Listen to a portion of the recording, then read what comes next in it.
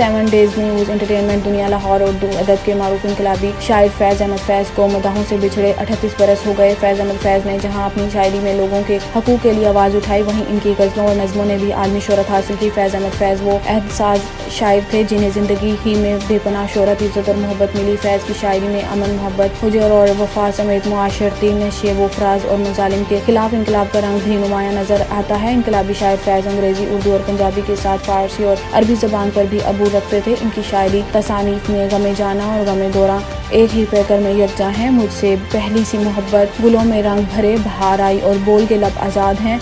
तेरे फैज़ के वो गीत हैं जो अमर हो चुके हैं। अलमी और भी खिदमात पर इन्हें मुतअद्दिद आलमी और कौमी एज़ाज़ात से नवाजा गया। 1962 में लेनिन पीस प्राइज़ से नवाजा गया। निशान इम्तियाज़ और नगार अवार्ड भी हासिल किया। 20 नवंबर 1984 को वो जहान फ़ानी से कूच कर गए, लेकिन अपनी अदबी खिदमात के हवाले से अपनी मदाहों को दिलों में हमेशा जिंदा रहेंगे।